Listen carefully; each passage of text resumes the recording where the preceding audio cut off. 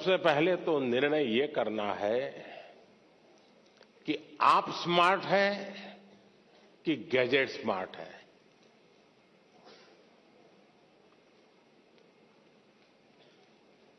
कभी कभी तो लगता है कि आप अपने से भी ज्यादा गैजेट्स को ज्यादा स्मार्ट मान लेते हैं और गलती वहीं से शुरू हो जाती है। आप विश्वास करिए, परमात्मा ने आपको बहुत शक्ति दी है। आप स्मार्ट हैं। गैजेट आपसे स्मार्ट नहीं हो सकता है। आपकी जितनी स्मार्टनेस ज्यादा होगी, उतना गैजेट का सही उपयोग आप कर पाएंगे। वो एक इंस्ट्रूमेंट है जो आपकी गति में नई तेजी लाता है। ये अगर हमारी सोच बनी रही तो मैं समझता हूं कि शायद आप उससे छुटकारा पाएंगे। दूसरा, देश के लिए बहुत बड़ी चिंता का विषय है जी। मुझे कोई बता रहा था कि भारत में एवरेज 6 घंटे लोग स्क्रीन पे लगाते हैं। 6 घंटे। अब जो इसका बिजनेस करते हैं उनके लिए तो खुशी की बात है। जब मोबाइल फोन पर टॉक टाइम होता था तो टॉक टाइम में कहते हैं कि उस समय एवरेज 20 मिनट जाती थी। लेकिन जब से स्क्रीन और उसमें से रील, क्या होता है, एक बार शुरू करने के बाद निकलते हैं क्या उसमें से बाहर? क्या होता है? नहीं बोलेंगे। अच्छा, आप लोग कोई रील देखते नहीं है? नहीं देखते हैं ना? तो फिर शर्माते क्यों हो? बताओ ना, निकलते हैं क्या बाहर अंदर से? देखिए, हमारी क्रिएटिव उम्र और हमारी क्रिएटिविटी का सामर्थ्य अगर एवरेज हिंदुस्तान में 6 घंटे स्क्रीन पर जाए तो ये बहुत चिंता का विषय है। एक प्रकार से गैजेट हमें गुलाम बना देता है। हम उसके गुलाम बनकर के जी नहीं सकते हैं। परमात्मा ने हमें एक स्वतंत्र अस्तित्व दिया है, स्वतंत्र व्यक्तित्व दिया है, और इसलिए हमें सचेत रहना चाहिए कि कहीं मैं इसका गुलाम तो नहीं हूं। आपने देखा होगा, आप कभी भी देखे होंगे, मेरे हाथ में कभी कोई मोबाइल फोन शायद आप रेयरली कभी देखा होगा, रेयरली।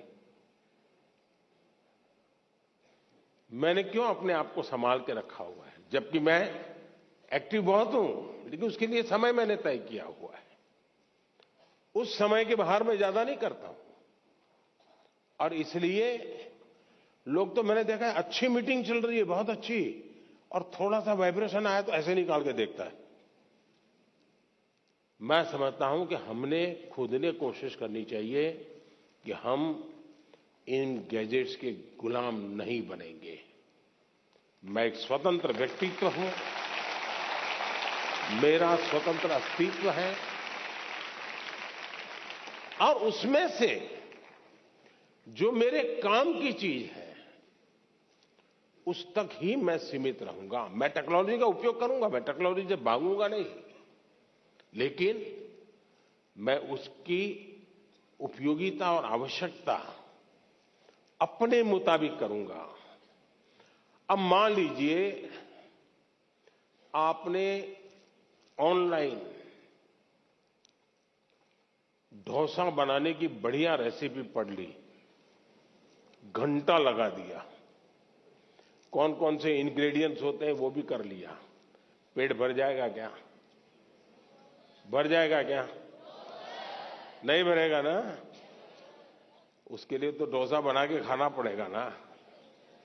और इसलिए गैजेट जो परोसता है वो आपको पूर्णता नहीं देता है।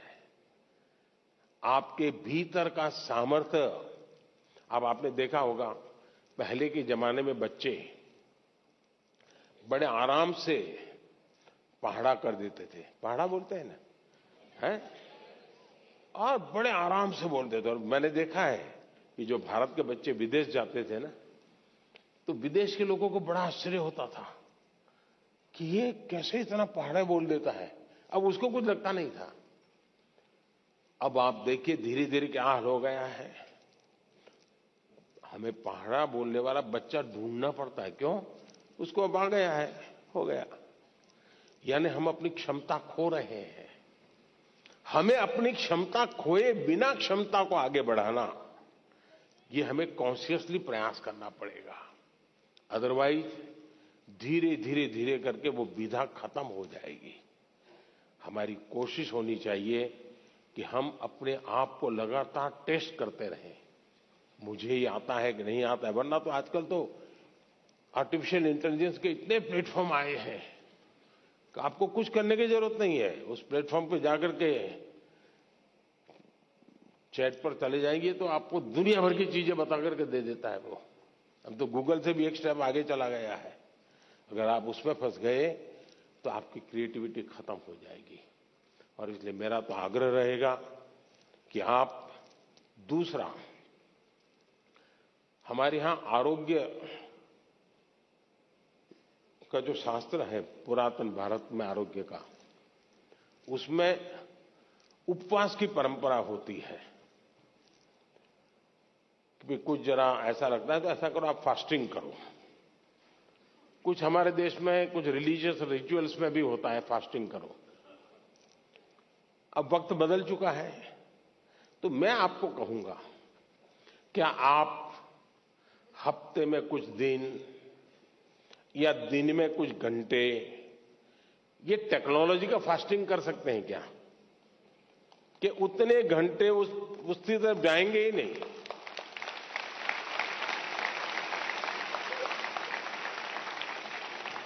आपने देखा होगा कई परिवार होते हैं, घर में बड़ा 10वीं 12वीं एक बड़ा टेंशन शुरू में ही हो जाता है। सारे कार्यक्रम तय करते हैं परिवार वाले, नहीं भाई अगली साल कुछ नहीं है, वो 10वीं में है, वो अगली साल कुछ नहीं है, वो 12वीं में है। ऐसा ही चलता है घर में। और फिर टीवी पे भी कपड़ा लगा देते हैं, हाँ नो टीवी। क्यों? एग्जाम है, 10वीं की एग्जाम है, 12वीं की एग्जाम है। अगर हम इतने जागरूक होकर के टीवी पर तो पर्दा लगा देते हैं, लेकिन क्या हम स्वभाव से तय कर सकते हैं कि सप्ताह में एक दिन मेरा डिजिटल फास्टिंग होगा, नो डिजिटल डिवाइस, मैं किसी को हाथ नहीं लगाऊंगा। उसमें से जो फायदा होता है उसको ऑब्जर्व कीजिए। धीरे धीरे धीरे आपको उसका समय बढ़ाने का मन करेगा। उसी प्रकार से हमने देखा है कि परिवार हमारे तो छोटे होते जा रहे हैं और परिवार भी इस डिजिटल दुनिया में फंस रहे हैं। एक ही घर में मां, बेटा, बहन, भाई, पापा सब रह रहे हैं और एक ही कमरे में वो उसको व्हाट्सएप कर रहा है। मैं आपकी एक बात बता रहा हूं ना, मां भी पापा को व्हाट्सएप करेगी। देखा होगा आपने, घर में सब बैठे हैं साथ में, लेकिन हर अपने मोबाइल में खोया हुआ है। वो उधर देख रहा है, ये इधर देख रहा है। यही हो गया है ना। मुझे बताइए परिवार कैसे चलेगा जी? पहले तो बस में, ट्रेन में जाते थे तो लोग गप्पे मारते थे। अब अगर कनेक्टिविटी मिल गई तो पहला काम यही, जैसे दुनिया भर का काम उन्हीं के पास है, उनके बिना दुनिया रुक जाने वाली है। ये जो बीमारियां हैं, इस बीमारियों को हमें पहचानना होगा।